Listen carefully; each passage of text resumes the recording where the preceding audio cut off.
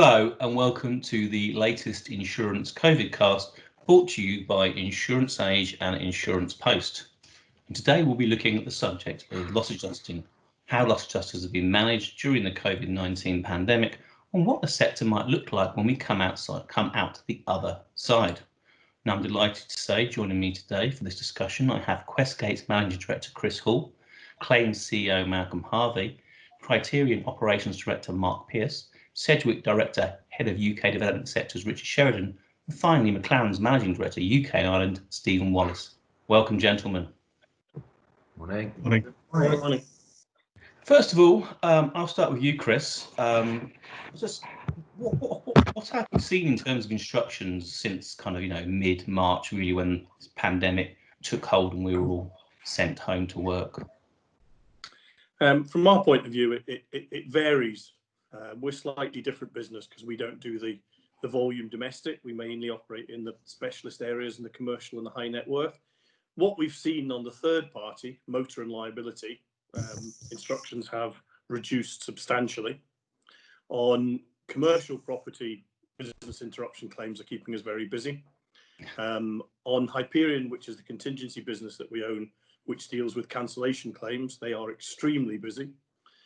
General property, high net worth, commercial work, interestingly, major losses, and by major losses I mean those over a couple of 100,000, seem to be about the same.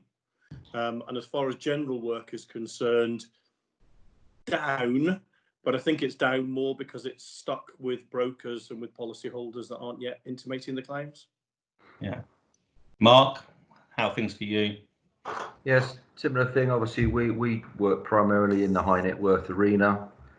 We've seen a downturn, more people at home. A lot of those small losses get stopped. People turn the washing machine off when it leaks.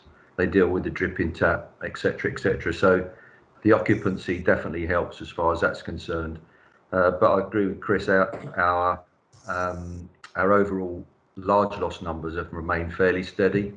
So that's not changed. But yeah, the volume numbers have not come through. We're probably running at about 60% of what we would normally anticipate, and I think from certainly the clients who work with, they're broadly saying the same thing.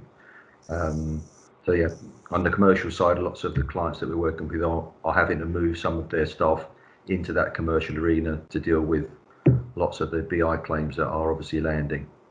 Yeah, Stephen. Yeah, I mean, I'm similar to Chris and Mark. We are seeing a reduction, and that is industry wide. I think we're fortunate in that we went into the lockdown with our work in progress in a strong state, having had the benefit of the higher than normal intake from the succession of winter storms. And I guess the reduction has been further suppressed by the organic growth that we as a business have enjoyed. So we have maintained our resources in full, and that capacity has been important in managing the increased number of BI claims, and also to ensure that we're prepared for the expected general uplift once the country releases the pause button. Malcolm? Well, I think unlike these other fine gentlemen here today, I don't actually work on the front line of claims anymore. My business is more of a technology business, but we have been providing video streaming now for insurers, adjusters, brokers, MGAs for about 2 years. And all I can say is in the last month or so, since about the middle of March, we've seen our demand for video streaming up by about just under 60%. I think that's indicative of where the market's going. As I said, you're better off asking these other fine gentlemen about life on the front line. Yeah. So finally, I'll come to you, Richard. Yeah, I mean, very similar picture to what everyone else has said, really. The motor and liability sector volumes, quite significantly down. We should expect, there's just less economic and personal activity happening, so entirely predictable. home, commercial and property, in terms of the sort of routine losses, are down. And as we've said, people are really at home and able to stop incidents becoming claims. And similarly, we're seeing still, the sort of major loss side of things holding fairly steady. Actually, the major losses are still happening. And we're continuing to service those. So, I think it sounds like a pretty consistent picture across the piece. So Richard, and I think Malcolm's already kind of alluded to this. Obviously, we've all been told to stay at home. How Yeah. are you, assessing property damage where there is property damage? And are you having any kind of resistance in policyholders in terms of using these kind of remote options? So we're obviously using a lot of remote video interviewing now. We've had a product, to be honest, we've been using that for a number of years. So what we're seeing really is an acceleration in the uptake of that way of working. So I think from sort of week 2, we've had pretty much 95% of our people able to work in that way. In terms of uptake from customers, it's very popular. 80% of our cases are being handled in that way now. And of the people that can't do remote video interviewing, it's largely because of issues such as signal, maybe lack of a smartphone, or they're simply not at the premises. So there's been a handful of cases where customers are reluctant to go down that route. So we've really ramped up, and I think we've done over 2,200 in the last month alone. So the remote video interviewing has really been what's kept things going. I think I'm sure we'll come on to. I don't think that's going to go backwards, particularly going forward. Mark? Yeah, very, very similar picture. Again, this has been part of our toolkit for a while. In our space in high net worth, really that personal touch, that field visit has always been a prerequisite. Clients, customers alike have never really warmed to the so-called virtual visit, but that has changed for very obvious reasons. Again, our ratio is about the same. It's about 4-to-1, somewhere in that order. Same sort of issues, occasionally issues with equipment, signal, so on and so forth. Some customers are just not comfortable doing it that way. So we are carrying out a number of field visits still, all within the strict sort of COVID-related protocols. After the weekend, after the announcement on Sunday and the 50-page document yesterday, I think there will be a small increase in the number of visits that will be taken on. But I think over the next couple of weeks, that will play out to see how much that appetite has changed.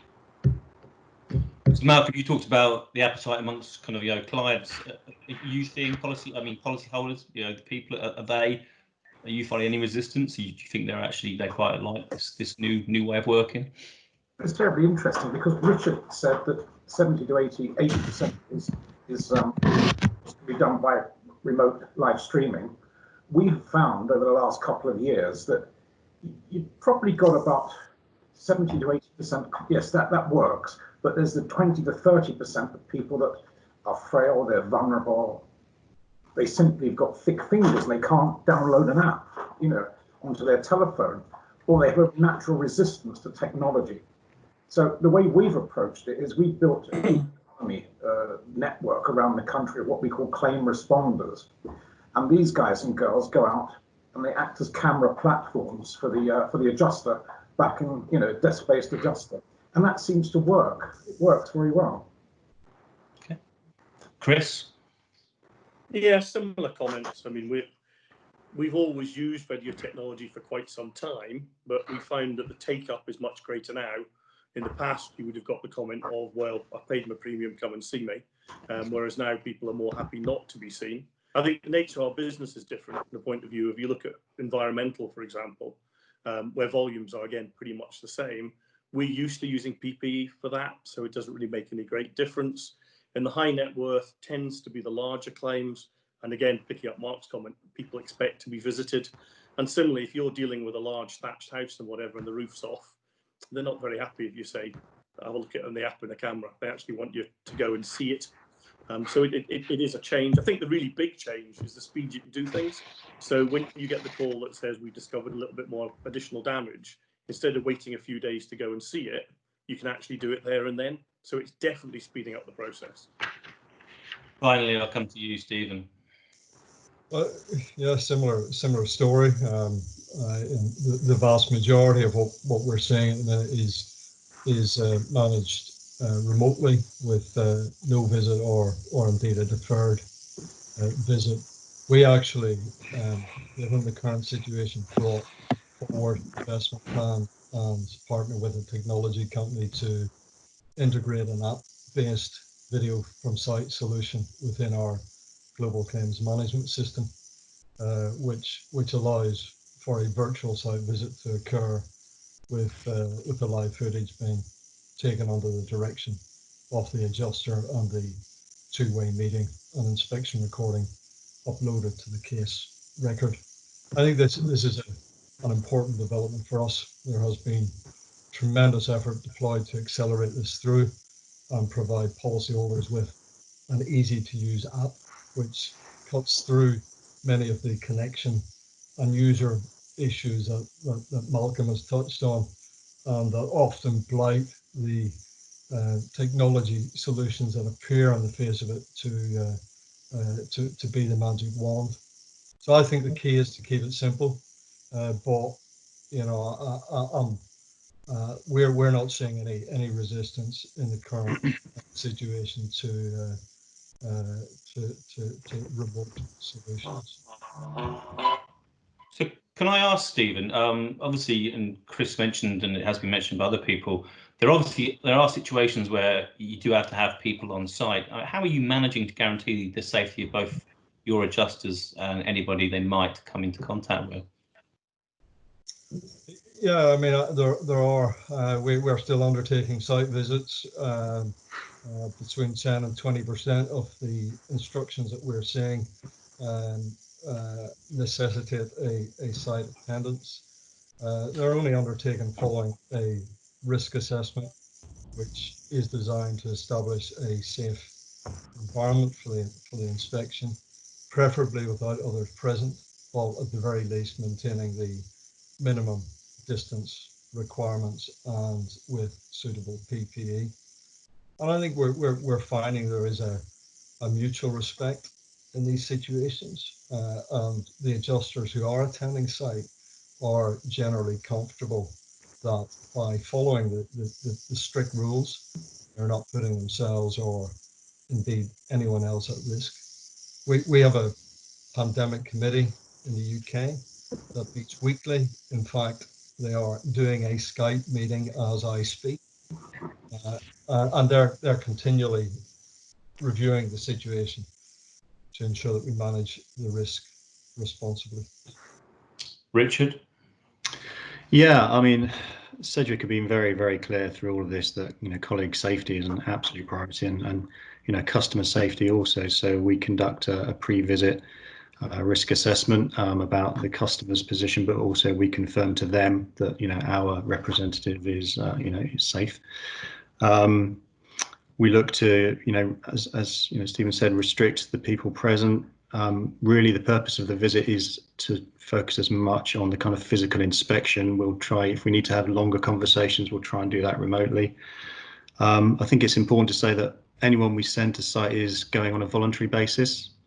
So we've got 150 people up and down the country who are nominated as key workers, and they're able to cover the, you know, the losses where you absolutely need to be on site, but they're all voluntary, and that's really important. And similarly, you know, they're all equipped with the appropriate PPE, which we've managed to maintain supplies of, because obviously we've got, you know, a reduced number of people going out to site, so we've been able to keep that, you know, steady. So it's working reasonably well, I would say. Yeah. Chris? Yeah, I think exactly the same. As I said, I think the video app enables you to do some triage to make sure that you've got everything right. We've made it, you know, as Richard said, you know, we've not said to staff, you must go out regardless. What we said to them is you've got to follow government guidelines. You've got to make sure you've got the right equipment. Most people will accept now that you can go and look at damage without them with you, and then have a discussion at a distance outside. So I haven't seen it causing any problems, you know, whatsoever. We've had a couple of instances where people have been stopped by the police on why are you out, but again, there's a kind of agreed wording of a letter that we provided to adjusters, and we've not had that challenged at all. That's accepted. So I think as long as you've got the procedures in place right, it's working well. Finally, Mark. Yeah, it's very heavily front end loaded at the minute. There's a lot of pre-work that goes on before a visit takes place, and the guys have all spoken about protocols and questionnaires and so on and so forth, and all that's really important. It's a two-way street. Staff have got to be safe and customers have got to be safe, and we've got to have the confidence of both to move forward. But I think with the strict protocols that are there right across not just our industry but lots of other industries, we've now collectively understood what things need to look like, what you need to do, what you don't need to do, and I think this is all now becoming learned behaviour. So early days we had some challenges, but I think now it's pretty straightforward. But I think, yeah, the front end for us has probably doubled in terms of the number of man minutes that go into it, but it's all for the right reasons and does breed that confidence. Can I just ask Mark, obviously we talked about the policyholder acceptance of using these kind of remote kind of options for assessing buildings. How is it with corporate clients, insurers and brokers? I mean, are you joined up? Are they accepting? Are they willing to take this, as basically as a perfect duplicate to the face-to-face visit? It's sort of the only show in town, really, for many of these things. So when you've only got one choice, then that is your choice. There are always alternatives. There have always been alternatives.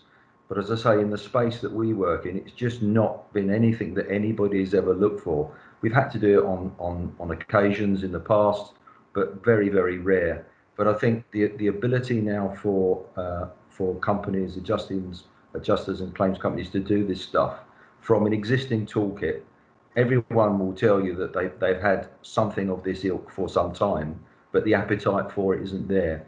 And I think that will be the interesting development, now comparing one with t'other, what actually gives the best customer experience, what gives the best outcome, what necessarily gives the best average claim value. All these things will need to be assessed, and like all the data the government is chewing through, the insurance industry will be doing exactly the same. Richard? Yeah, I mean, I think I guess the key word is pragmatism. The feedback we've had is that they've been impressed about how quickly you can stand this stuff up and expand the use of it. When it is the only option, then that they're happy to go with it. I think, as others will no doubt have experienced, they were largely accepting of it beforehand. We were doing a fair bit of work. It was on the rise. 85% of our substance losses were done remotely already. So I think it's just accelerated an existing trend, and they sort of think everyone's now looking to the future in terms of, okay, we can see that this stuff is working, it's viable.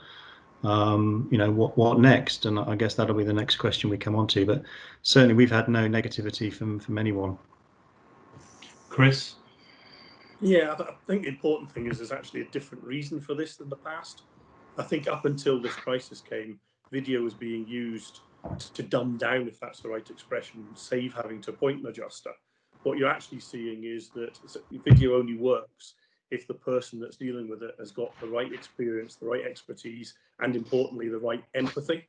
So I think from the point of view, and Richard makes the point on subsidence, people have got a problem and they want to know what the cause is. The fact that someone that knows what they're talking about does it by video rather than face-to-face works fine.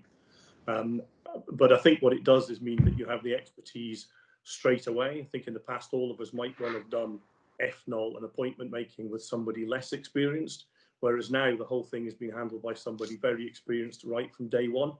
And interestingly, again, because of the nature of the work that we do, we have a low complaints procedure anyway, but it has dropped down substantially. And if you look at what most of the complaints were about getting that first bit right. And I think the video has really changed that. But I don't think it replaces. I think a lot of comment has been, does it replace the adjuster?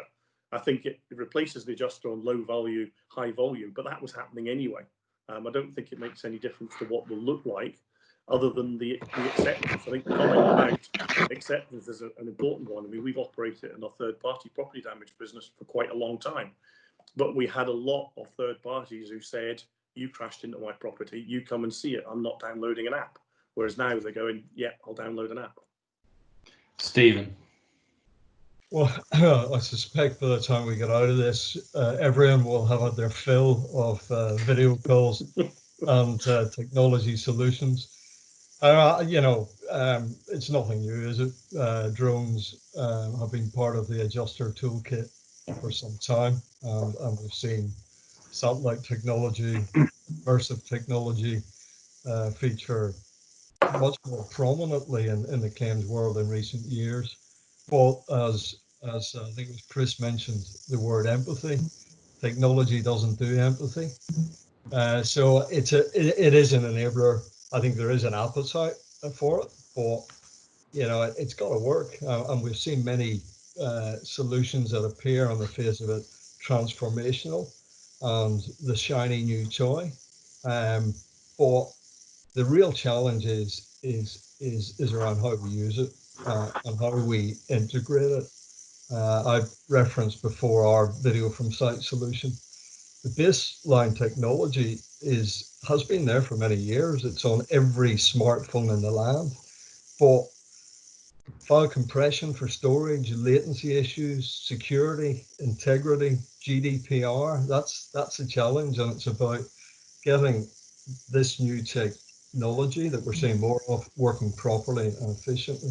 But I think to answer your question, there is an appetite. It is here to stay. Finally, Malcolm. Well, I think the insurance industry has always been accused of reluctance to change. I've been involved in adjusting for many, many years. Adjusting in its present form has been around since the late 18th century, so it's almost 230 years of, from the original fire officers instructing a thatcher, a stonemason, a carpenter to go out and look at the loss. The process hasn't really changed. But what's happened since COVID-19, there's been a seismic change. As I said earlier on, we've had an increase of about just under 600% in video stream usage. And as Mark rightly put it, it's the only show in town. I think that the industry has changed in a way that it couldn't even done even 12 months ago. So, I think it's for good. Yeah. So I have to ask then, Malcolm, as perhaps the slight outsider here, what do you think the long-term impact of COVID-19 will be on the loss adjusting sector? So really to going to get to the rub here. I think there's a general consensus of opinion here that it's been in the toolkit for a number of years, but there's been no appetite. I think that appetite will remain post-COVID. In the last couple of years that we've been trialing with various adjusters, we've proven that we can save up to 60% of operational cost. Proven. We can truncate the claim cycle, and even you can have one adjuster attending 8 or 10 losses a day without even leaving his desk. That could be anywhere in the country. We've even had one adjuster adjusting claims in another country because there's no geographical boundaries.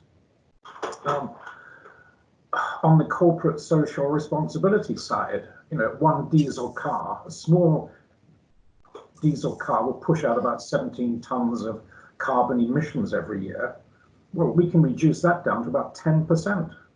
So there's a lot of win-win on the technology side. I agree with some of the guys here that you can't get away from a large or complex or major loss. You need a grizzled old experienced loss adjuster to go and see it on the ground. But there's going to be a lot more use of technology, hopefully. Yeah. Mark? Yeah, I think we've reached the point where we are going to see a change. Certainly businesses that have offices, the question of whether offices should remain, will they remain, questioning leases, questioning those on costs. Certainly from our perspective, whether our HQ, we decanted all of our office staff, we've actually seen productivity increase. So it does beg the question, but I think if you haven't got the commute is the big shift, particularly in the southeast. It can change things phenomenally. So I think that will bring more flexible working. Adjusters by their nature are flexible workers, but I think it's a lot of the support staff that sit around them. We need to have a serious rethink about how that works. But yeah, I think productivity as well. We've looked at I guess my only concern about taking this forward is the added value that visits provide. So on a typical visit, we might give some advice around security protections. There is that personal touch. I do have my concerns about the ability for virtual visits to deal with fraud. That gut instinct, reading people's eyes, gestures, all those sorts of things. And I'm not saying that's a reason not to do it. I just think it's an added value that we can very quickly overlook or dismiss if we shoot straight to a virtual visit environment. Richard? Yeah, I think the future is just going to be much more flexible, and I think it's about the appropriate use of the right tool in the right situation. I absolutely agree. I don't think we're going to go backwards from our uptake of remote working. I think the upsides in terms of speed, flexibility, and the other thing is, Chris mentioned the point, you've still got the same level of expertise. It's just being delivered via a different medium. And I think some customers now will also be changing their views on whether they want people to come and visit, certainly for the foreseeable future. And I think, if we're able to deploy that expertise without geographic constraints, so you can envisage a situation and say, well, we can do a video interview now with one of our adjusters from Glasgow office if you're in London, or you can have someone come and visit you in a couple of days. Well, I think a lot of people are going to say, well, actually, we'll do the video call now. I think there's also a really interesting thing on just a whole, and it's probably for the wider society in terms of just how we work. A lot of our colleagues spend an awful lot of time traveling, commuting, time in the car. And I'm really optimistic that this will open up a more flexible way of working that will hopefully have, work-life balances too. If you can arrange your week such that, maybe your first and last calls of the day are done from home, that might enable people to maybe spend a bit more time with their families rather than being on the road all the whole time. So I think there's some really interesting opportunities there.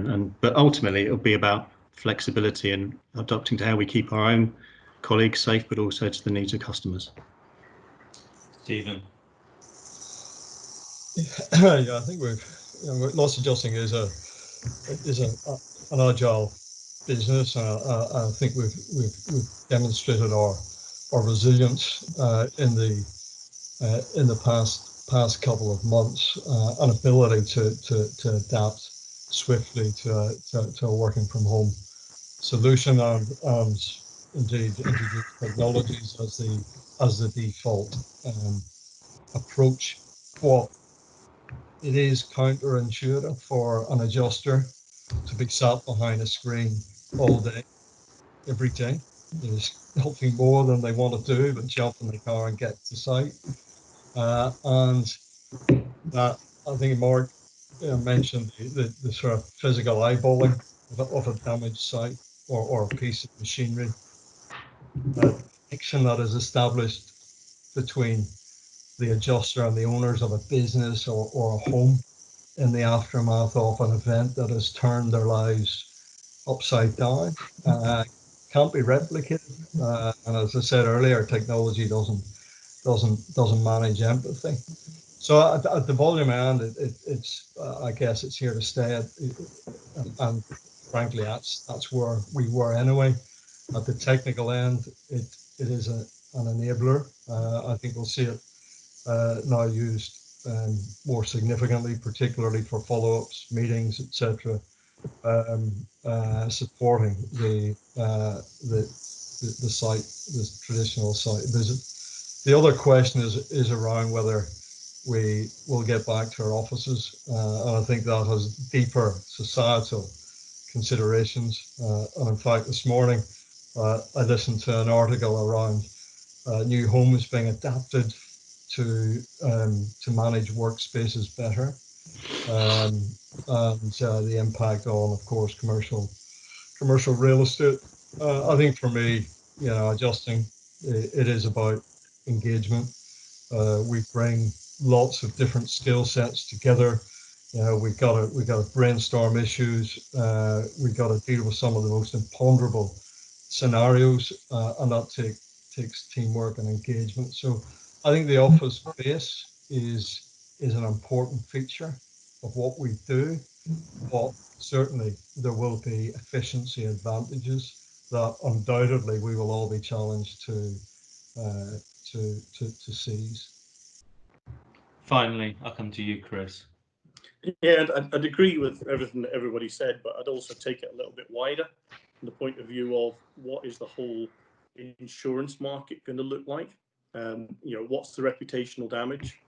We're already hearing from brokers of companies that are in financial trouble who are cutting their insurance, not arranging insurance. You've got the change in EL risk from office premises to having loads of people working at home and what that gives rise to. We've also got the fact that how many businesses are going to survive. You look at restaurants, pubs, entertainment, how many of those are going to reopen?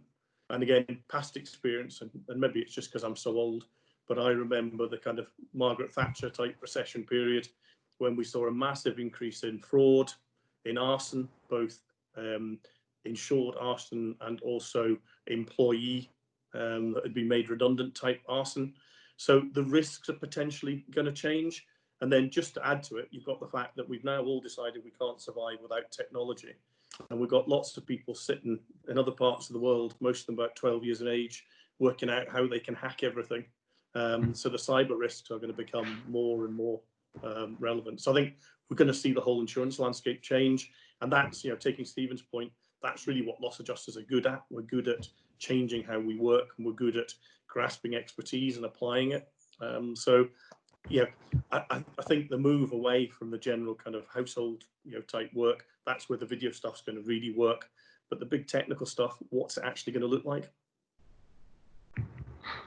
Well, thanks very much, gentlemen. This is going to be a very interesting to watch over the coming years. I'm sure we'll actually join up again in about 2 or 3 years' time to see if kind of this promised new land actually did materialise, or we're actually quite happy to be back in our offices because having spent 6 months with our family, we're pictured for them.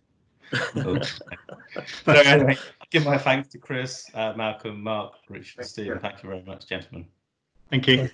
Bye. Obviously, this is brought to you by Insurance Age and Insurance Post. If you want to subscribe to either titles, please use the banner, the log-on sign in the banner up here, and you can do that. Until the next COVID cast, it's goodbye from me, and stay safe, everybody. Cheerio. Bye.